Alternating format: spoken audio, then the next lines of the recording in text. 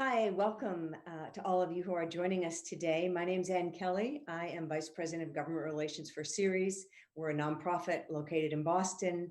We work with some of the largest investors and companies across the country toward a sustainable economy. Very happy to be with you today on behalf of World War Zero. I'm thrilled to bring together a couple of distinguished guests for what I think is going to be a lively conversation on Republicans and climate change. First, my old friend, Bob Inglis, who's former congressman, longtime congressman from South Carolina, who's also the founder and CEO of Republican.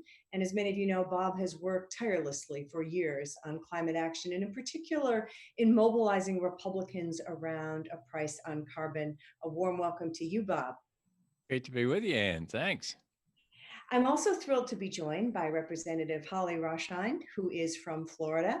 And Holly has had 8 years in the House of Representatives there. She is a mother, she is a fisherman, she is a consensus builder in the House of Representatives. She's deeply devoted to climate action in Florida and is steeped in the knowledge of what's happening in her district in terms of sea level rise. We're going to talk about some of those impacts and her vision for a more stable Florida. A warm welcome to you, Holly. And fantastic to be with everybody tonight. So I have two distinguished guests here, but they both agreed ahead of time that I can call them Bob and Holly. We're going to keep this informal. We're going to move quickly. I hope that we're going to be able to go over some of the hardest questions that have come up when it comes to Republicans, their action on climate change, and some of the more vexing questions that we've had to face, as this is obviously urgent in every single sense of the word. So, Bob, I'm going to start with you to kick us off. And I wonder if you can just tell our listeners, some of whom may not know your history, what moved you in particular. I think it had to do with a member of your family. What got you particularly interested in climate change, and what enabled you to take the pretty drastic action that you took with regard to your in your seat as a congressman from South Carolina?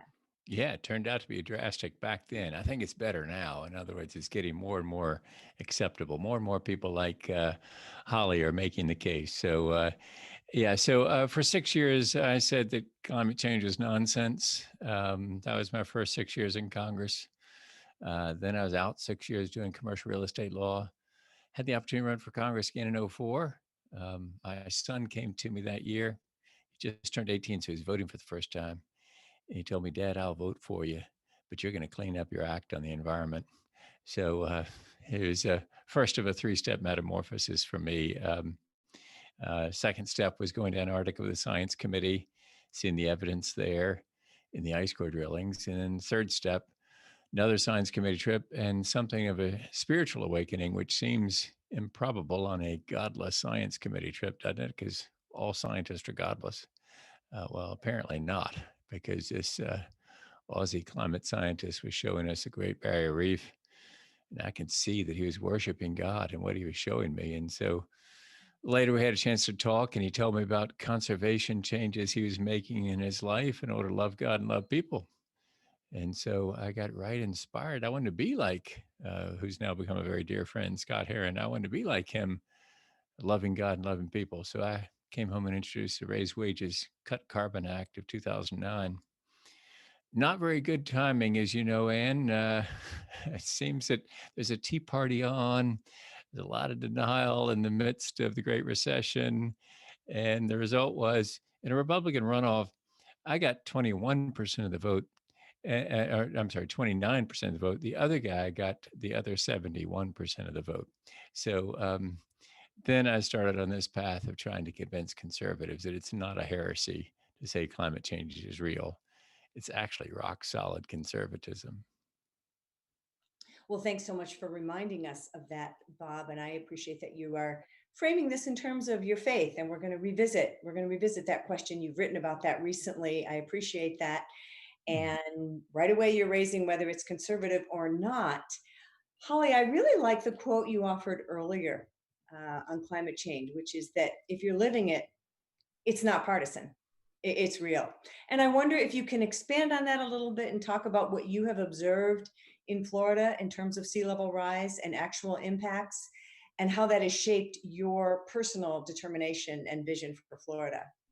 Thank you, Ann. And Bob is a hard act to follow. Geez. But timing is everything. And I think timing is of the essence right now. Timing is very, very critical. And just a quick aside, growing up in Alaska, that's sort of another extreme end of the changing planet. And then I chose to come back to my roots. My family is originally from Florida and go to Florida State. And right out of school, I got a job in the Florida Keys. This is an amazing archipelago of an incredibly environmentally sensitive world. We've got Everglades. We have some agriculture, and then all of the fabulous Florida Keys, which make up a lot of the third largest reef tract in the world.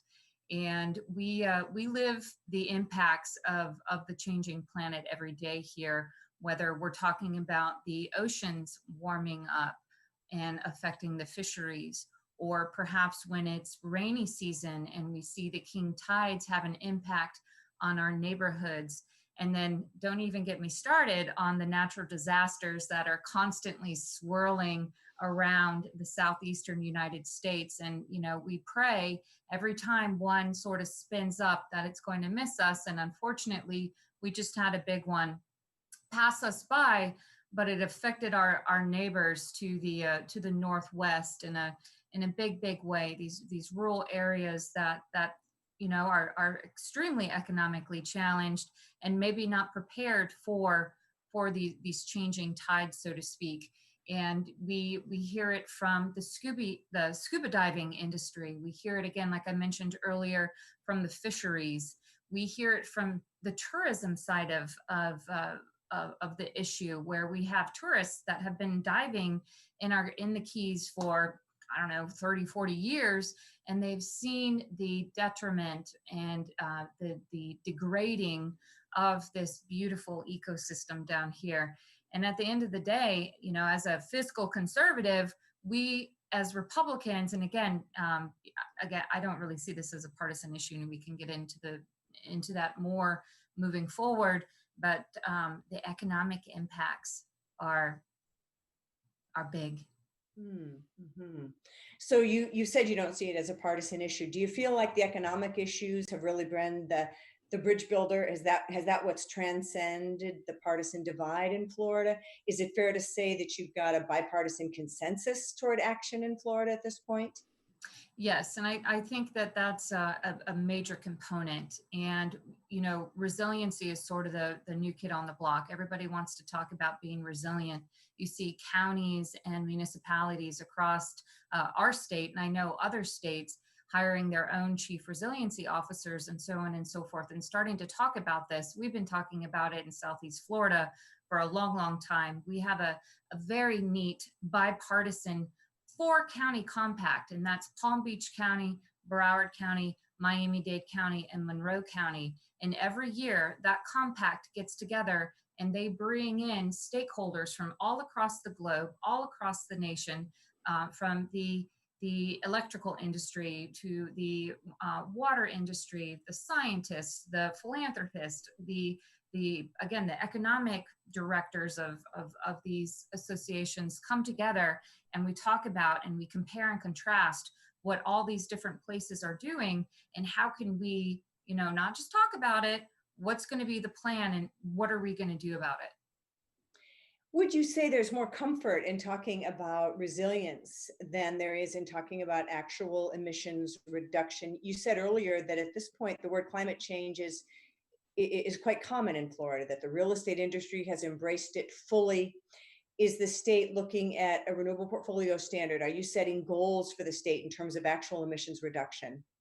Yes, and you see different industries across the state doing that. Again, whether it's the utilities industry, like you mentioned, the real estate industry, which is that's having a real impact. Not even 10 years ago, it was still a big deal to buy a home on the bay or the ocean. And now that the waters are starting to rise, that is having a maybe not a negative effect yet, but people are certainly starting to take that into consideration. And I think that, whatever it takes to help you sleep at night, if you want to talk about it in the frame or, through the lens of resiliency, if you want to talk about climate change, I mean, resiliency is sort of a big umbrella, not just talking about the climate. I mean, we got to talk about transportation, and now we're going through a pandemic. So you have, healthcare. I mean, there's so many things that go into being resilient, other than what we're discussing right now in the Keys, and that's physically lifting up roads. So depending on where you're at, whether you're in Florida, North, Central, South Florida, you're in South Carolina, North Carolina, Georgia, I mean, California, wherever you are, the conversation is different. However, I am so encouraged and pleased that it's sort of thrust itself to the forefront.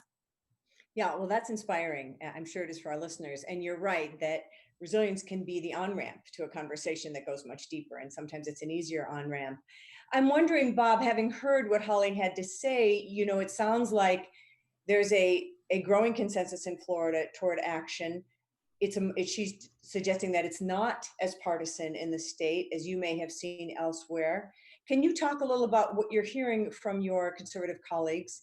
Are you seeing the outrage that you're seeing among Democrats, to be candid? Are you feeling the kind of urgency and impatience among your conservative colleagues to really grab the mantle of climate action and get something done? And I'd love it if you can make a distinction about younger versus older Republicans. Obviously, you're very young, Bob, but I mean, let's just talk about those who are, dare I say, over 55 versus under 40. Is there a distinction there? Wow, yeah, several things to unpack there. First of all, Holly is reflective of why it is that we're focused on Florida as one of our key states, as you are, and at Ceres. That Florida is feeling the impacts, as Holly was just saying. So, um, and as to whether the intensity of the left is reflected on the right, I think the answer to that is no, not yet. We we don't have people as surely not displaying outrage about climate change impacts coming our way. Rather, there's maybe a growing awareness, is where I'd put it. So there is an intensity gap between, the people that are the Green New Deal, let's say, and people that are becoming aware of the problem. And I think that part of that's personality, if I might say. It's a difference between a liberal personality and conservative personality, perhaps. I remember at a town hall meeting, a lady asked me if I was afraid. And I said, no, ma'am, I'm aware, but I am not afraid. And, you know, I really wanted to keep on, continue with that thought, which was, if I were afraid, I'd be about as useless as you are at this moment, because, she was just afraid. And we really, that's not helpful, to run around saying that the building's on fire. No, tell us where the exits are calmly. Tell us where the exits are. And so some of this is personality, right? I mean, there's a sort of a conservative personality that says, what we want here is some responsible people, sensible people, to show us where the exits are. The building is on fire. Now let's find the exits. And so, but I'm grateful for the left having intensity, because we need that.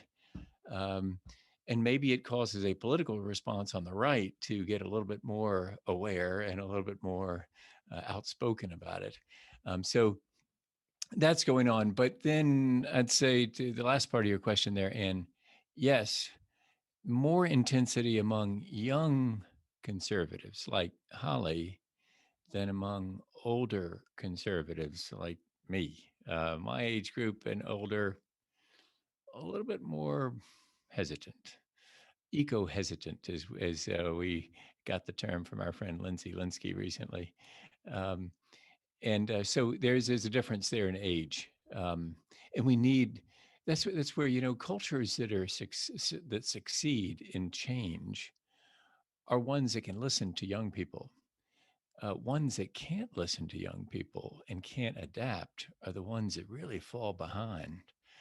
So the question is now, can America listen to the young people who are telling us, really, our futures are at stake?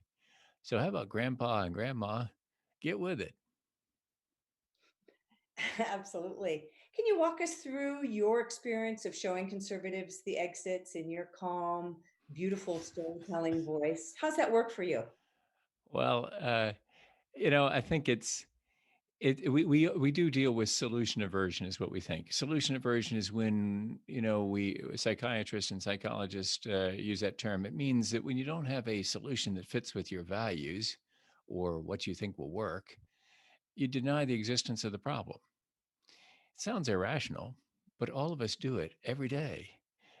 So, here's a plan of surgery for that back problem you're having. First, we're going to take your head off. After we got your head off, we're going to work on your spine. Then we're going to put your head back on. Thanks, doc. I'm feeling a lot better. I don't have a back problem. If that's your solution, I don't have a problem. And so when you think about climate change, conservatives heard it this way: the UN, blue helmets on, is going to come to the EPA and they're going to regulate our very breath. Okay, then there's nothing in that paragraph attractive to conservatives. And so conservatives say, if that's your solution, I must not have a problem. And so that's what we got to do is you got to say, okay, now, really, we do have a problem. The problem is the water is coming up on the Keys. I mean, as Holly's saying, it's coming up. And so let's deal with that. But let's deal with it in a way that honors free enterprise principles. And that's what we're big on at republican.org, as you know.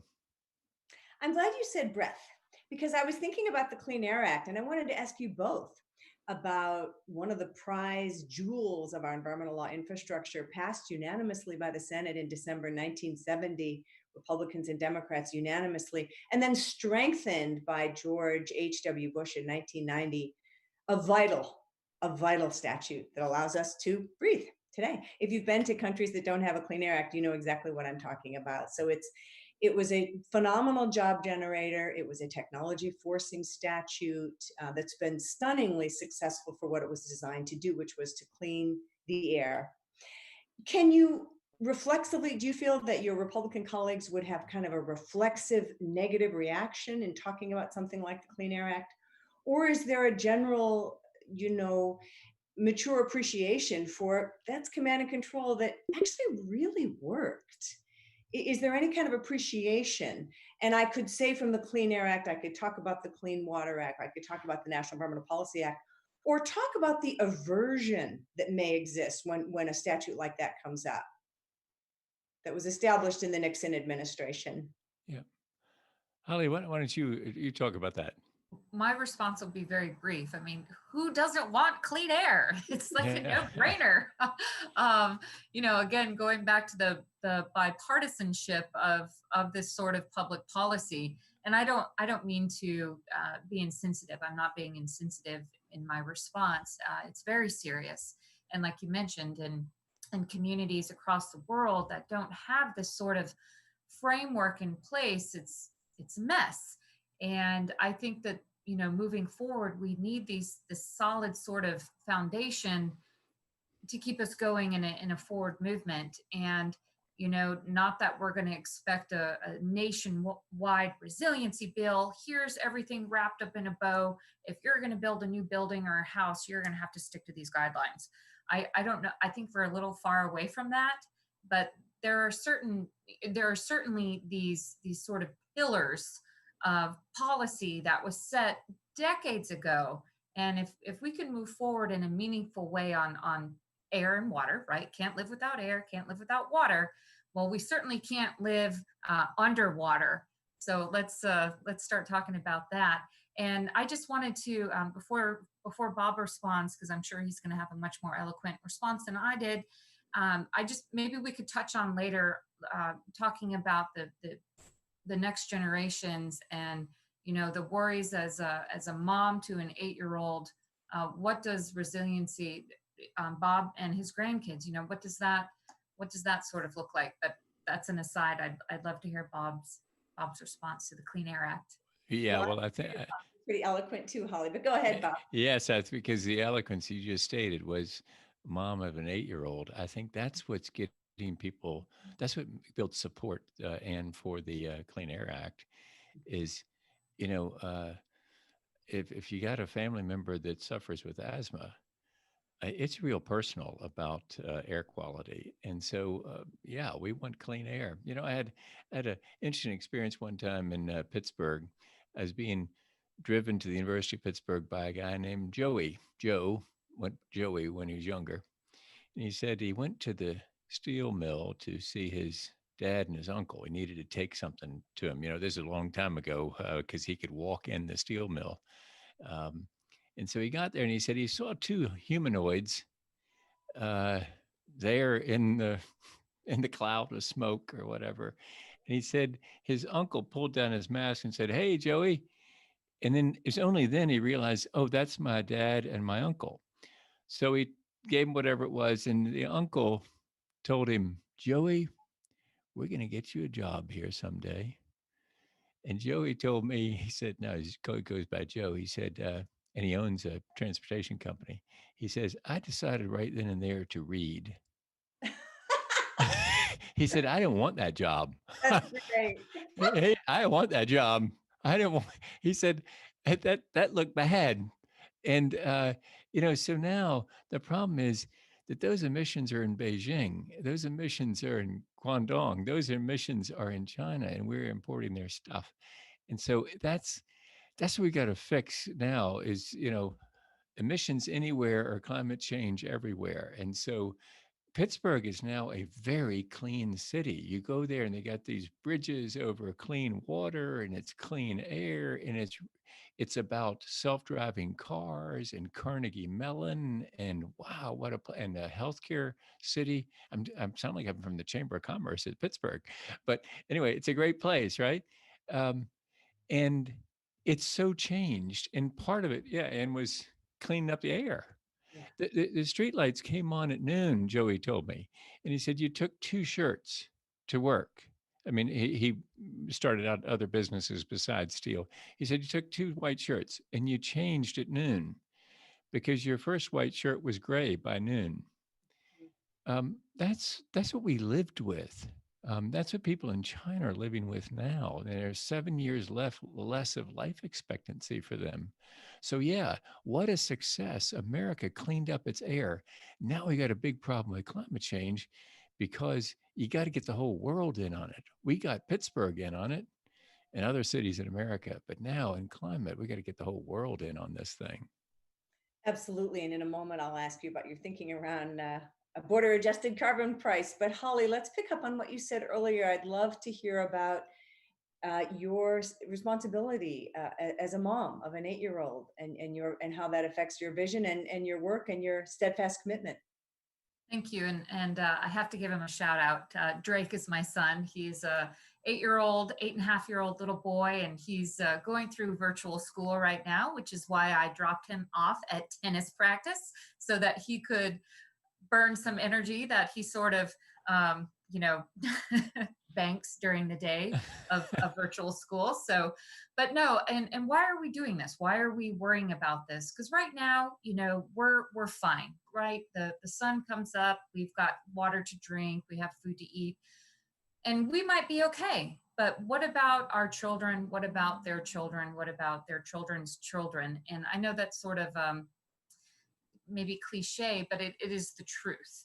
And if we don't sort of get going on this in a pretty fast fashion, I think that they're going to be making up for our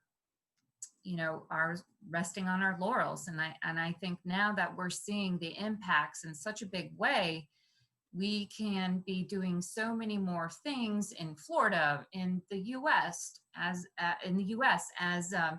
Bob mentioned, globally, to sort of curtail some of the more negative effects that could be right around the corner, or as we're sort of peeking around that corner, we're seeing. And in Florida, we're very much a water state, right? We have the Everglades, we have beaches, we have springs. It's just, and the leaps and the bounds that we've made in the last, I'd say, decade have really moved the needle. That's in one silo, right? Water quality.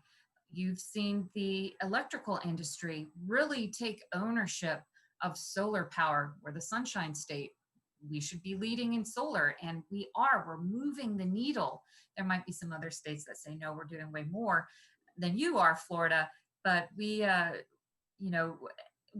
we're doing in a proactive way. We're bringing the consumer to the table. And I think, once we really make a big pivot to climate change, we can sort of bring all of that together and move forward in a big way that will have a lasting impact, and that our children and our grandchildren, our great-grandchildren will say, man, I'm glad grandma and grandpa were on top of that, because whew, that would have been a crisis. That would have been a real tough one.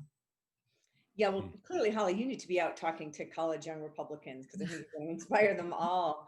But you said earlier that you would like it if Florida could actually possibly be a model as a coastal state.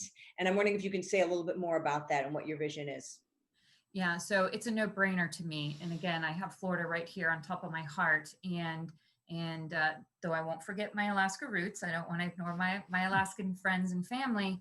But we are the epicenter, right? We've got fisheries, we have Everglades, we have tourism, we have springs, like I mentioned before, we have the sunshine, we have natural disasters, we have sea level rise.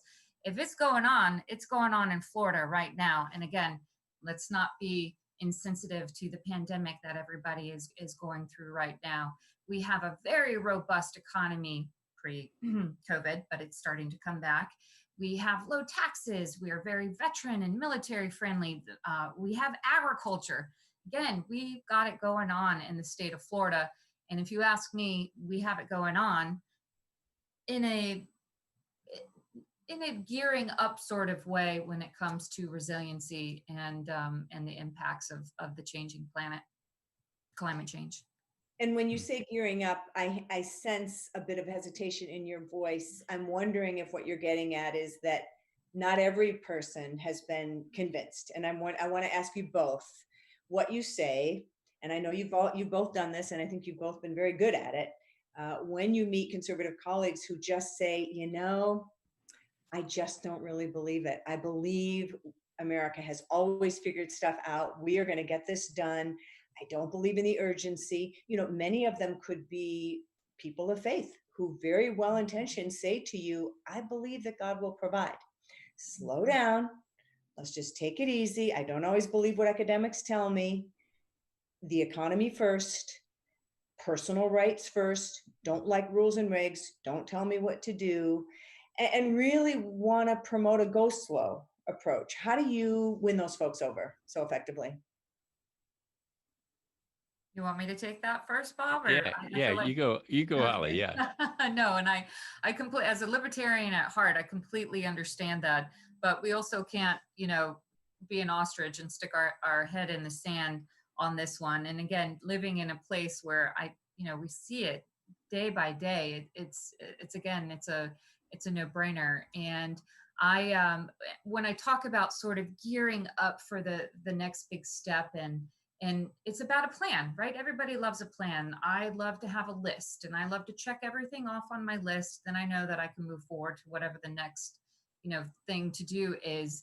And we have a wonderful transportation plan in the state of Florida. We have a work plan. The Department of Transportation knows exactly what they need to do, how much money they need to ask for the next 5 years, for the next 10 years.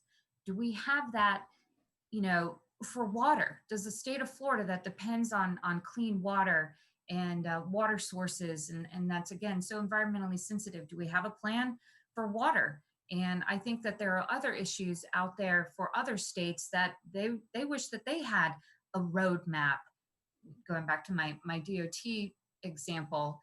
And I think there's a way to get that. And is it going to be concrete? Is everything we do in terms of a climate change plan or a resiliency plan, is it going to be perfect?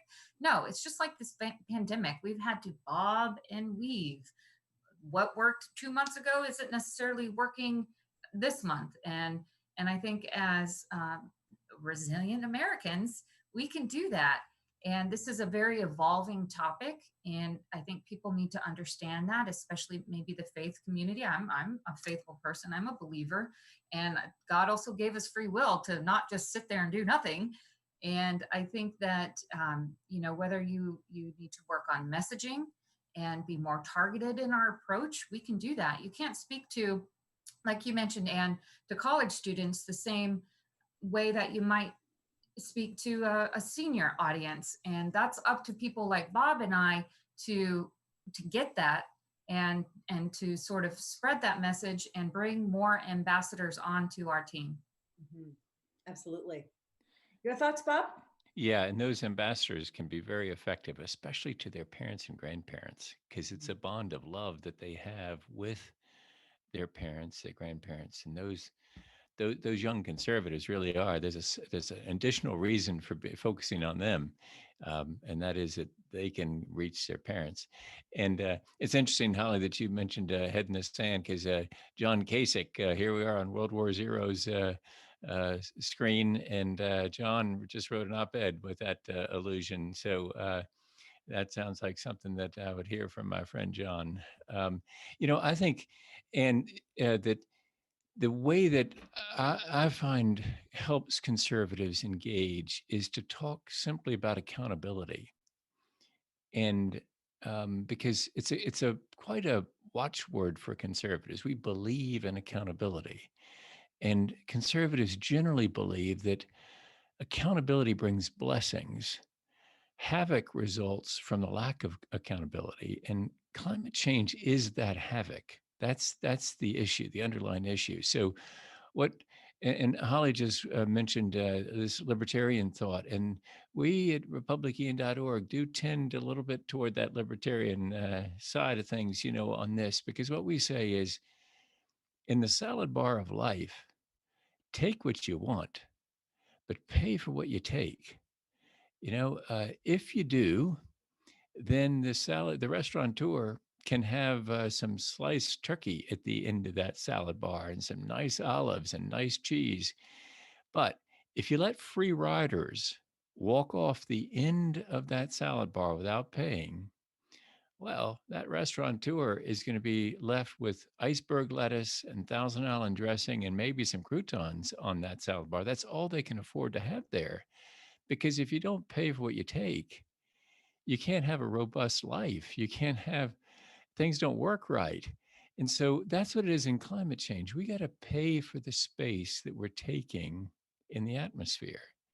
If you do, Milton Friedman would tell us, if he were still alive, it'll work out because people will start limiting themselves. The reason that all of our 5 children the English family knows how to handle a salad bar. Here's what you do. You go get spinach first, has no weight. Then you get all the mushrooms you want, no weight. Parmesan cheese, great. Cantaloupe, no way. Watermelon, no way. That's all water and it's all expensive. So, honest goodness, you watch our 5 kids go to a salad bar, they know the English method. Okay. So if you pay, that's the point about the atmosphere too. Is once people figure out that, oh, you're gonna have to pay for this, you're gonna have to pay for the space that you're taking up in the trash dump of the sky. Oh, get the spinach, get the light stuff. In other words, go light. Figure out a way to get solar power on your roof. Figure out a way to get one of Elon Musk's batteries in your garage. Get one of his cars and drive around. All these things you start doing, not because some government regulator rolled by in a government sedan and told you what to do, but rather because you're just seeing the true cost of things. And then you start acting in enlightened self-interest. So that was pretty high octane conservatism I was giving you there. And I mean, it's like, it's a real belief in the free enterprise system is what I was just describing. Really helpful. Great illusion. I will keep the salad bar metaphor close. Building on the libertarian theme, it sounds like you would both then support ending one regulatory model that's been in place a long time, which is subsidies to fossil fuel companies. Is that true? Absolutely. As far as we're concerned at republican.org, eliminate all the subsidies for all the fuels. And this gets sort of controversial. If I go to a conservative crowd and I say, no more electric car credits, right? Uh, no more production tax credit for wind, right? No more investment tax credit for solar, yeah. And then you get into the harder things. And no more under market leases on public land for the extraction of minerals. Right. comes the response. And then no more the biggest subsidy of them all, which is being able to dump into the trash dump of the sky without paying a tipping fee. Crickets, okay? It's still a little bit crickets coming back from the, as I call out across the Tea Party or the Trump fence on that. So now there will come a time, though, when I think conservatives reassert themselves and say, that just makes sense. Is you got to pay for what you take, and you got to, you know, that's how people will regulate themselves. So you don't have to have a government regulator come visit with them because they regulate themselves. That's why, yes, we would eliminate all those subsidies and on the level playing field, have free enterprise deliver innovation faster than government regulations or uh, fickle tax incentives could ever imagine. I hear that. I want to press you on that last point, government regulations, free enterprise. I want to go back to, you do believe in the economic and job generating nature of the Clean Air Act regulations, I hope. That was a regulation, again, passed in a Republican administration that's just been stunningly effective, both in its purpose and in, again, spurring American innovation and technology. So there is a there, right? I mean, I don't know. Do you want to draw such a contrast between regulation bad, free market good? Is it not a bit more nuanced than that? Well, in the case of climate change, especially, you can either regulate it, you can incentivize it, or you can price it. We're big into pricing because the regulation and the incentivizing are American only, and this is a worldwide problem. You want to get into that later, I think. But so, but if it isn't enough, then yes, you do have to fall back on regulation. But what we would say as conservatives is first, try the pricing method. And if it doesn't work, then maybe you got to fall back on regulating. So, for example, fugitive emissions of methane, maybe the pricing isn't going to be enough to stop that. And maybe you got to regulate, therefore, those fugitive emissions. Okay, that may be what you have to do.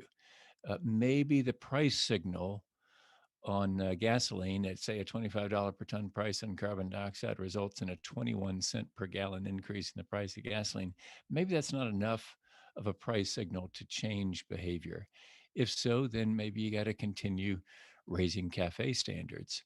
Um, those things. So, in other words, you do end up with a mix of policies. But what we're saying about climate change is, since it's so unique as a worldwide problem, you got to figure out a way to get the world in on it.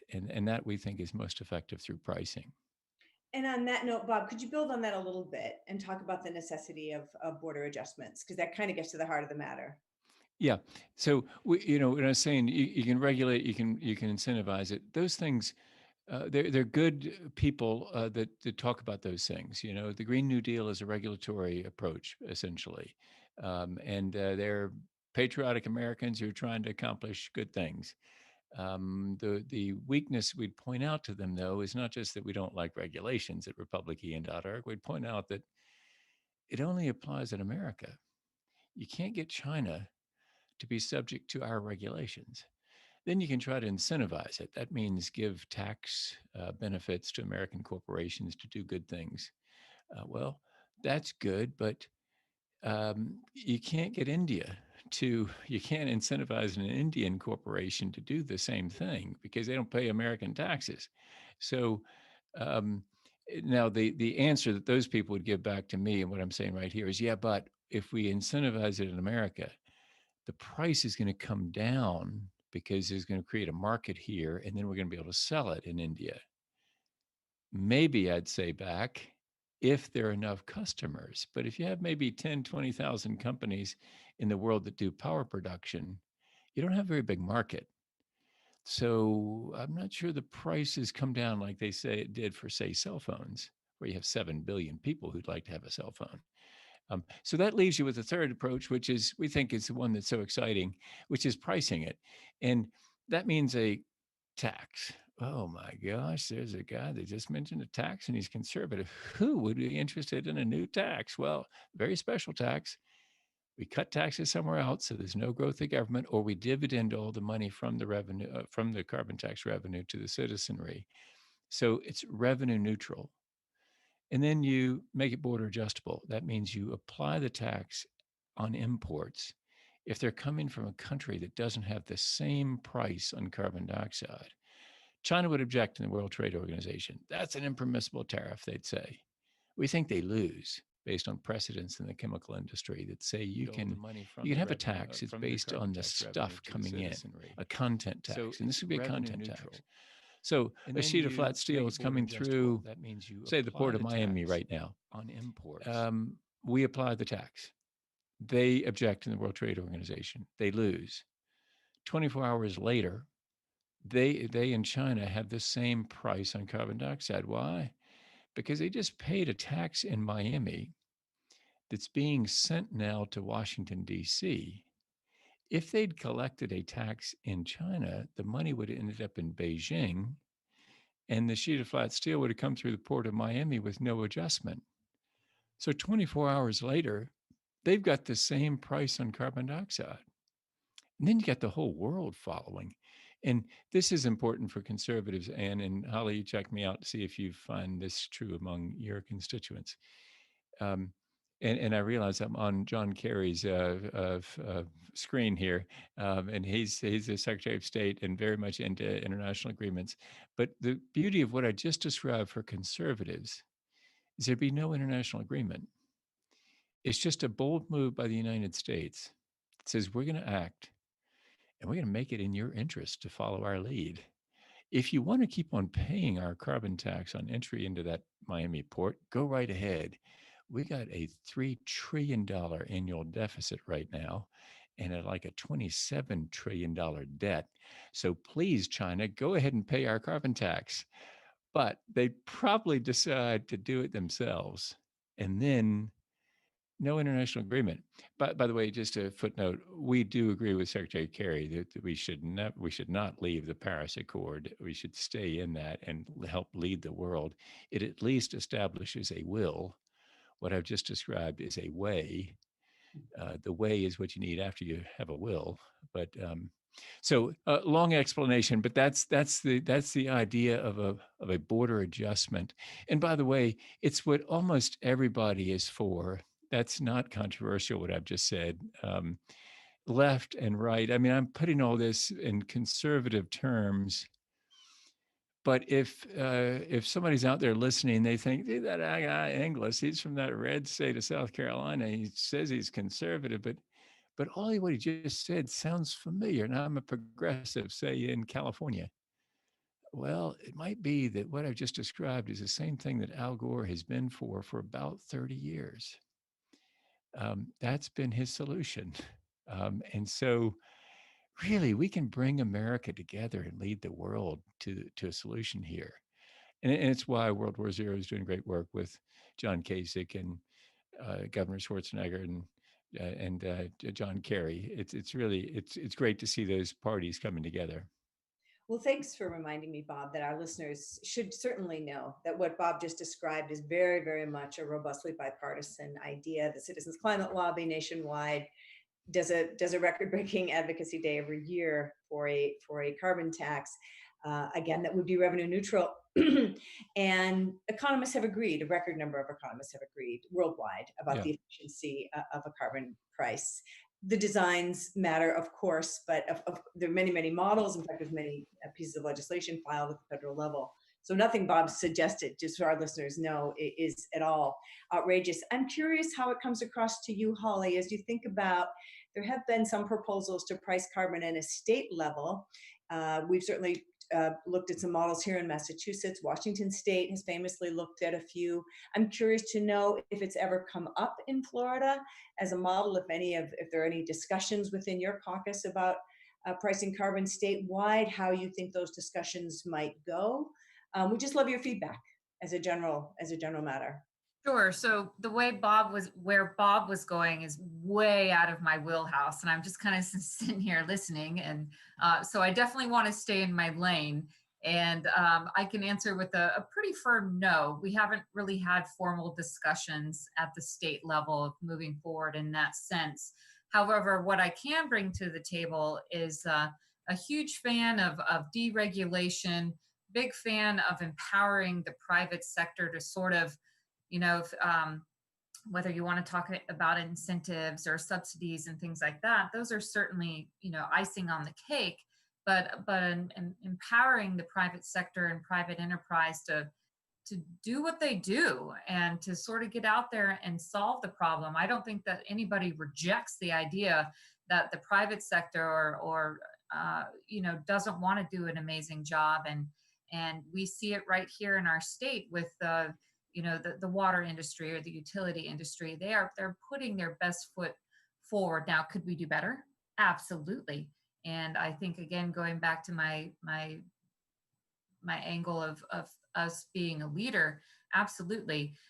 When you get into the sort of the more international discussions, that's a little more complicated and would rely on a lot of buy-in from all the states. But again, America has been a leader in so many things. Why should we not be a leader in this? And if you're going to do business with the United States of America, you should be held to the highest standards possible. And I think that there is a way to accomplish that. Again, I want to stay in my lane and not get out of what I can speak to confidently. But I'm buying what you're selling. And I think that, again, it comes back to messaging. It comes back to who's your target audience. And people need to feel comfortable to start to talk about this. Because when I first heard carbon tax, I was like, even made me squirm in my chair. It's not something that just rolls off your tongue that you talk to about with your grandma at the kitchen table. Even though my grandma would be a huge fan, we don't see eye to eye on a lot of things. She's a little more liberal than I am. God bless her. Love you, Grandma. But yeah, I think that, again, the needle is starting to move. And speaking of needles, how do we thread that needle? And that's why we're having this conversation now. Yeah, and I might add, there's a reason, of course, that it hasn't come into Holly's wheelhouse yet in the state house in Florida, and that is there's the Achilles heel of state efforts on carbon taxes, and it is their inability as a state to do a border adjustment. This was what I believe killed some other things too, killed Washington State twice in this, is that only the federal government can impose this border adjustment. Under the Constitution, only the federal government has that power.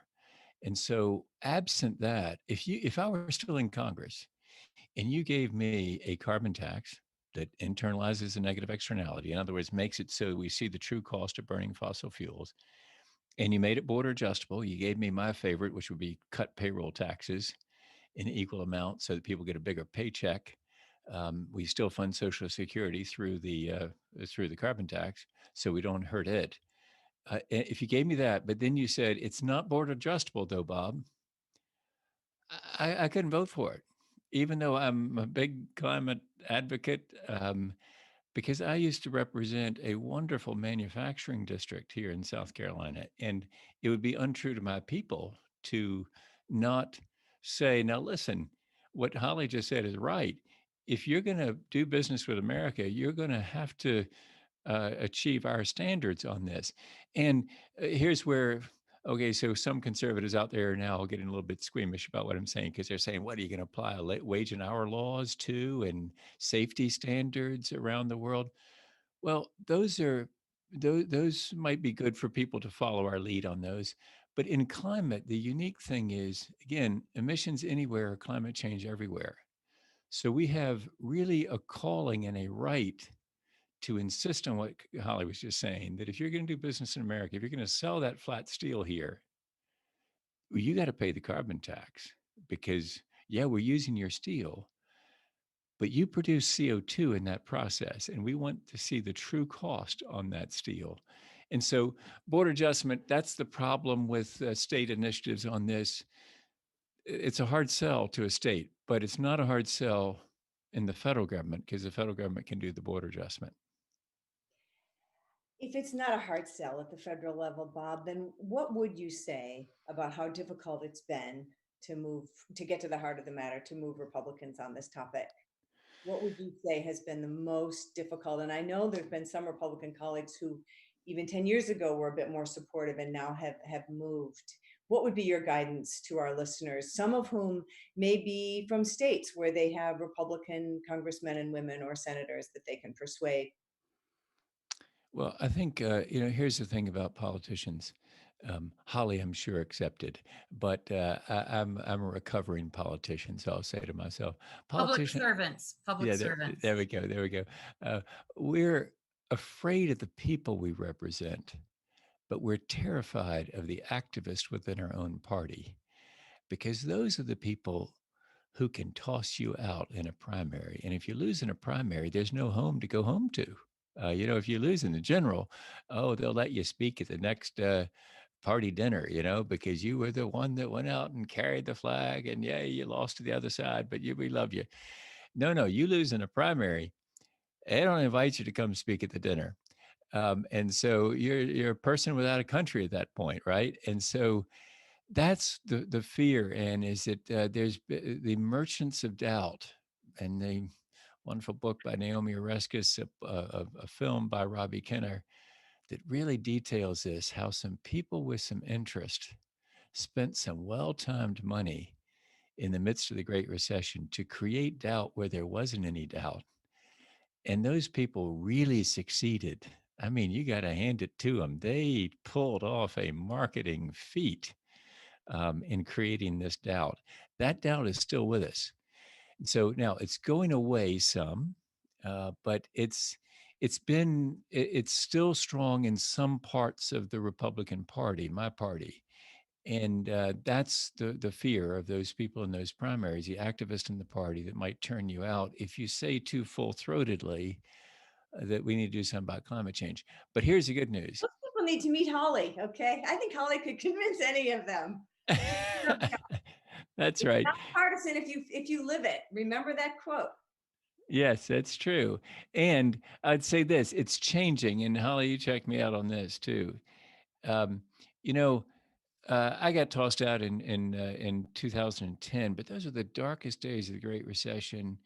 We've all had more experiences with climate change, the ones that Holly was just describing since then. We're more convinced, but also the political realities have become real convincing to people like Kevin McCarthy, my friend, the Republican leader of the US Congress, US House.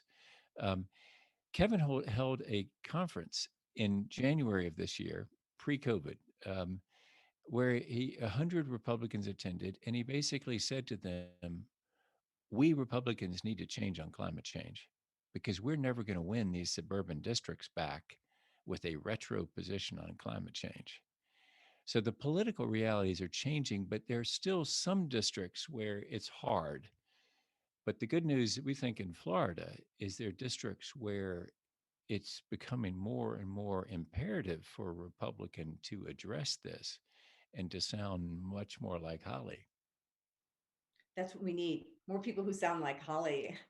Holly, on this note, I'm aware that you shepherded an important piece of legislation through the House of Representatives in Florida. I think it was last year. One of your colleagues was telling me about it.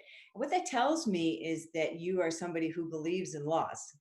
And so, can you talk a little bit about the kind of legislation that can get through, the kind of regulations that can get through that address this problem and are still within the parameters that you seek to allow necessary free enterprise? I mean, I come from this representing companies who seek rules. I work Capitol Hill for companies who are saying, we need rules that'll get us access to renewable energy. We need rules that will fix climate change. They're for carbon pricing for sure, but they also have a more expansive view that I think is probably necessary at the state level, as Bob says. So I'd be curious to get your thoughts on, again, and what has made Florida the model coastal state. What are the kinds of measures that you think people can get behind and have gotten behind through your leadership? Sure, thank you. And it's been a real honor and a pleasure to work in this space over the last 8 years. And then, I was a former legislative assistant for almost 10 years. So we're working in the same space. I worked for a Republican first, and actually my second boss was a Democrat, former minority leader of the Florida House. So it's been interesting sort of watching that. And I was an assistant during the Great Recession. So, having a budget where there was nothing, and then having a budget where there was lots to spend was an interesting challenge and lesson to learn in the process. But working in the space of water quality or working in the space of environmental regulation is critical, I think, in this conversation. And sort of, I know these are laws that we're passing, right? Laws are in the books. I mean, my computer right now is on a stack of statute books right now, because that's what we found to sort of line up my my view. But I think that they're a framework that allows the private enterprise and the municipalities and the counties and the state alike to sort of move forward in a meaningful and a balanced way. And as we mentioned earlier, what's very important in the Conservative Party is accountability. And so, not that we want these laws to be cumbersome or to sort of be a hurdle to moving forward or progress. These are the bills that I've worked on. This is my opinion. There might be others out there that disagree with me, and that's fine. Where it's America, you don't have to believe everything. That you can have differences of opinion, but they are bills and pieces of legislation that provide a framework and moving forward on these important sort of kind of policies. One bill that I passed was the 404 regulation that the Department of Environmental Protection and the U.S. Army Corps of Engineers, the state can maybe get something a little, done a little more quickly than maybe the feds can. And so when you allow the state to sort of take a leadership role in these certain sort of arena, these policy areas, whether it's permitting for docks or wetland mitigation, this happened to be a big deal for the 404 issue. It allows the federal government to sort of go focus on things that they need to be doing, while allowing states that know what is happening in their backyard better than the federal government does to move forward. And we have the private sector who has been waiting for, I heard horror stories of years for this said permit to mitigate what they wanted to do. That was a fantastic project, but they're taking into account the effects that maybe this said project would have on the environment. Here's our plan. We're not only going to make this better, we're going to leave it amazing. And I was so pleased. I had no idea what 404 meant, by the way, when I first, people are like, oh, Holly's going to do the 404 bill. I'm like, oh, great. Sounds awesome. Well, then obviously having worked on the issue, I learned a lot more. And I think the more that we can empower states to sort of do those sort of things, the better off that we will be in allowing the feds to do what they need to do, while the states can do what they need to do for their residents, for their constituency. Absolutely. And that makes perfect sense. And what's hard for me is I've got 1,000 more questions to ask you both. I think I have to ask World War Zero next time for 3 hours if we're going to have folks as talented as you both. I have to close now, but I want to thank you both for your very candid comments, and just remind our listeners that the recording of today's conversation will be available through World War Zero and our colleagues there. And both of you, Bob and Holly, just please keep up the good work. We know that you're completely committed. We need you both more now than ever, and I hope you two can do a roadshow some point across the country to get to a vast group of audiences, young and old. Thanks so much to both of you. Thanks, Ann. Great to be with you. Thank you, Thanks, Ann. Holly. See ya. Thank you.